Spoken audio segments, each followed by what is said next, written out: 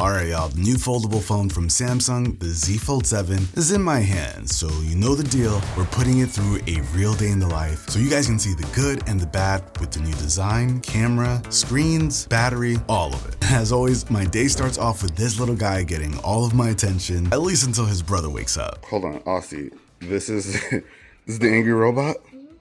But why is he angry? You don't know? I had to grab some quick pics with them both since you guys haven't seen them in ages. But of course, the real workday starts at the studio. All right, so officially in the studio, ready to start the day. But if you know me, you know the first thing I want to do with this. Can you guys guess? Put the K's on it. Day in the life. What? Well, we're doing the day in the life right now, Oscar. Oh. But you're right though. Not a case. I need a screen protector. So the other day, Spigen did send over a few things. I can't tell if this is a screen protector for this. I'm hoping, but we got cases and all that. Either way, all that's not important to me is this guy. I'm not gonna rock a case because you guys know, but I gotta get a screen protector. I'm not trying to scratch this thing up already. So this Fold 7 is the first foldable from Samsung that I think the average person who typically only want a regular bar phone would have no problem using as a daily driver. So what do you think? Does it feel like a regular phone in your hand though? Or does it feel like it's a little, like it's thick, or what are your thoughts? This feels like a regular phone, just like this. I could definitely see myself just pulling it out and using it. It feels like it could also use a case and still not be like cumbersome in my hand. I do have big hands. You know what? We have a case. This actually still feels really manageable. I'd say so too. It's a little thicker, but It does feel thicker, but it's definitely manageable. Yeah. But like, that's the big thing, right? The big thing about the Fold 7 is this new design. So now you've got a much thinner body, so it feels more like a regular smartphone in your hand that just happens to open up, where you get this bigger 8-inch display. When it's open, you feel how incredibly thin it is. To put it in perspective, any USB-C cable you use to charge this thing will feel much thicker when you've got the phone open. So I'm liking this. I feel like the Pixel Fold really kind of started this whole thing. I think those were the first designs I was actually excited about because it was closer to a regular smartphone field.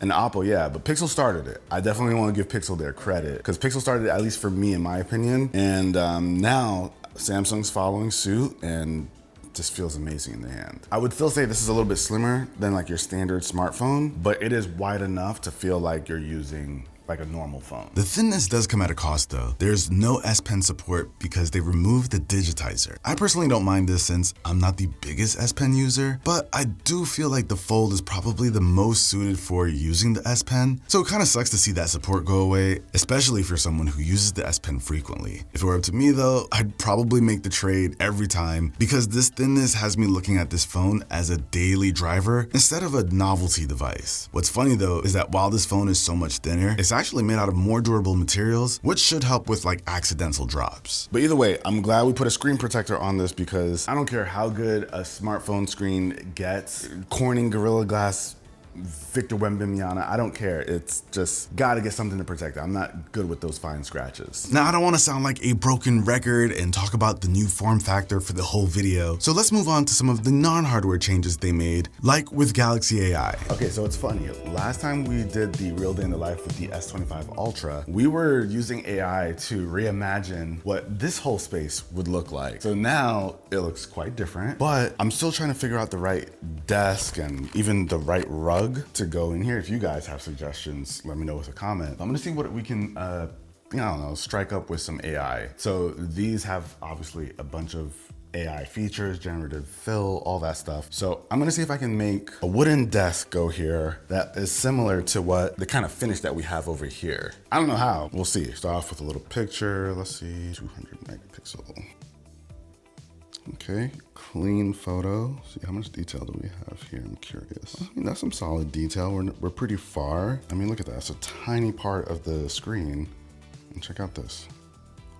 My guy. I'm gonna take a couple shots with the S25 Ultra and I'll compare because they're using the same lens, but I think the sensor behind them might be slightly different. But we'll mess around. We'll do some comparisons to see if this gets the full image quality that you can get out of the S25 Ultra. But anyway, we're on a mission. let's try and edit this. Generative, okay, sketch to image. All right, so I can draw anything I want to generate here. So if I want to do like a desk with legs, I wonder if it knows I'm trying to draw a desk.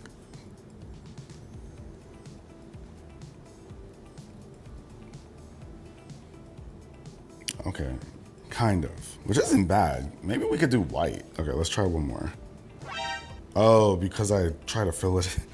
Your scribbles that you did. Like, this guy wants it artistic. Okay, let me edit the drawing. And draw it in brown, maybe. Do I have color options? No, you don't have any color options. I want to make the desk bigger. Wow. Oh, did they think I was trying to draw a sheep? Come on now, don't do me like that. Does it look like an animal to you? Yeah, no. It doesn't look like a desk either. Doesn't look like a desk either? Okay, so maybe the legs are just too thick. Oh, there we go. You know, a little hiccup here and there, that's fine. Maybe I do go for a lighter desk. I was thinking wood, but maybe I get something dark as a rug. And white's always good for products. Yeah. But not this white, maybe like an off-white. Kind of match the look of the background. See, this is actually really helpful. And I think maybe a dark rug to fill it in, to like tie in the black and everything. All right, this was actually kind of useful. It's not what I wanted, but I guess I can't really specify. So I don't know if this replaces something like what you can do with Photoshop, where you can type in the prompt to have it fill in the image, but you know, this is good to start. So Photo Assist is one of the big things you'll hear about with this phone, but we've seen some of these AI features before. But all of these AI to photo features now fall under the Photo Assist umbrella. So when someone or something ruins your photos, you can magically erase them, or like you saw, you can add to an image if it needs a little more. But if I'm being honest, the big AI features I think people will get the most out of will come from Google's Gemini integration. So naturally, to test out some of these features, as well as the camera, the team and I went to play some Topgolf, which, to be clear, was my very first time. All right, you guys, so we're currently heading over to play some Topgolf. You know, felt like we needed a little team building experience, right? Yep. This is all her idea. This is the audio and video coming straight from the Z Fold 7, wide angle lens, 4K, all that good stuff. But this is what you get directly from it. From what I'm seeing right now, it looks really clean. And I'm actually surprised at how stable it is, because we're using the front cover so we can see ourselves as we're shooting and using the main camera lenses instead of like the front facing. But it looks really stable, and I'm impressed by that, because you guys can see my grip over here with the other angle from Oscar. This is not conventional whatsoever. Oh yeah, did I mention Oscar's here? Oscar's here too.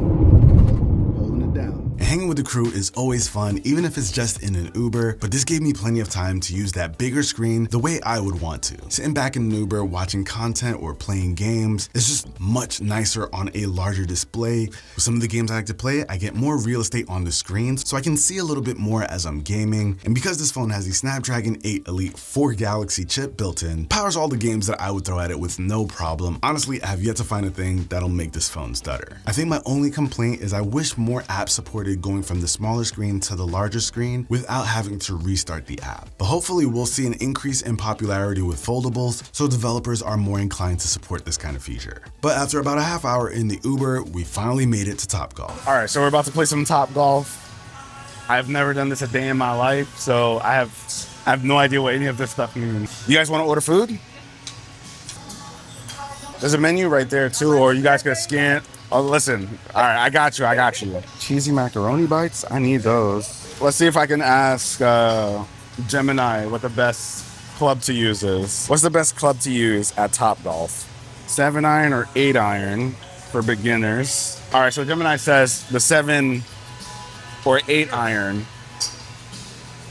Where's the 8? Oh, this is the easiest to hit? It's gigantic. I'll go with the 7. I don't want to look like a complete noob. 5 minutes later. Oh, you want to pick out clubs that are appropriate to your height also. Shorter clubs. Yeah. That's our section right here. What do you mean by that? Show no mercy. It's okay.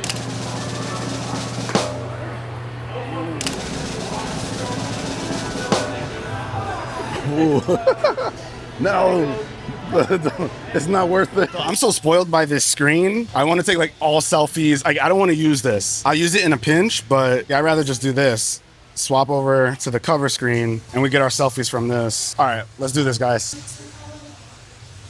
See, for me, if I'm using a foldable, I'm gonna opt for the main camera lenses every time. You get the best selfies, best regular shots. That's one of the strengths of these. And like, I love this image quality here. That was bad.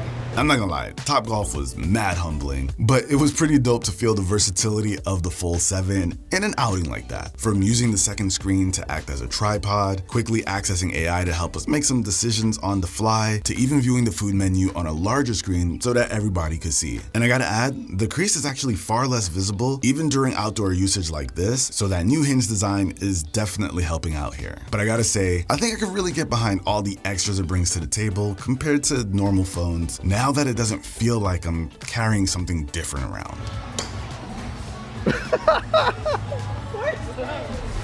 All right, so we're back from Topgolf. That was fun and humbling, but you know, we had a good time. We had it, right? Yeah, it was good. These guys say we're gonna be sore in the morning, so I'm not looking forward to that. But it was cool. The phone held up really well. We did a lot of shooting today, like a lot of photos, a lot of video, and we still got, it's 5 p.m. We still got 21% left. So let's see, in terms of like screen on time, 3 hours and 57 minutes, so about 4 hours of usage. Now on a normal day, I wouldn't say that's great, but we did a lot of shooting today. Like that's usually how these real day in the life videos go because we're testing the cameras so much. But on a normal day, I could easily see this lasting to from that 5 to 6 hour range. Because we had the screen brightness maxed out too while we were outside. And most of the time we were using both screens. And we were using both screens too, especially when you're doing those selfie shots and whatnot. So I'm not mad. Battery is what I would expect from this kind of usage. 4,400 milliamp hours, which isn't a crazy number. But the fact that they were even able to fit it in to a phone this thin, that's still pretty impressive. And now I'm about to get even more usage out of the cameras because my kid is like having a play date. I'm gonna be grabbing photos there, so his job's not done. So I thought I would come in here and, my boys would be happy to see me, but they're just into their own things over here. Max, say what's up, buddy? What's up, guys? You see, these guys care more about me than my own boys. Adrian, say what's up. There we go. Austin? There we are. That's probably the most I'll get. I'll take some pictures though. And the camera experience here is a solid upgrade compared to the Z Fold 6. Samsung got rid of the 50 megapixel camera and upgraded it to the 200 megapixel camera you find on the S25 Ultra. So you can get some really detailed photos with that lens. And while I still have my gripes with some of the shots feeling, kind of washed out, you can always go in and edit them to make them how you want. And the sensor here is ever so slightly smaller than the S25 Ultra, so that'll be able to get better low light shots. But to have this lens on the Fold regardless is a win because the camera systems always feel like a bit of an afterthought with the previous versions. And the ultra-wide and telephoto lenses work fine here too, but I'm hoping we eventually see that 50 megapixel ultra-wide on the S25 Ultra make its way down here, or is it up here since this phone is more expensive? Yeah, we're gonna go with up here. This should have that lens too since it's $2,000. Overall, I really like this phone. I have little to complain about, but if I had to, I'd say I wish I saw more that made it stand apart feature-wise from like the other Galaxy devices. Now, I've also seen some people struggling to open it when I let them use it for the first time, which I kind of get. Even I feel like sometimes I have to really hit the center of the Fold to pull it open. That's not a biggie to me, but it is something I noticed. And like I said, improved cameras across the board, bigger battery capacity would be dope. Now, these silicon carbon batteries have larger capacities, so it might have been cool to see them introduced here, but with the improved power efficiency from that Snapdragon chip and the adaptive refresh rates on the screens, you get overall better battery life here than you would with the Z Fold 6. 6, even though they have the same battery capacity. I personally haven't had any battery issues. I can get through a full day of usage using both screens with no issue. I mean, it is easy to say that the newest is my favorite, but this really is my favorite Z Fold yet, and I'm going to have a much easier time recommending this phone to anyone looking for something, a bit different. It checks all the boxes for me, so this one definitely gets my recommendation. It is $2,000, so I wouldn't tell anyone to go out of their way to get it, but if it's already a consideration, I would have no problem saying go for it.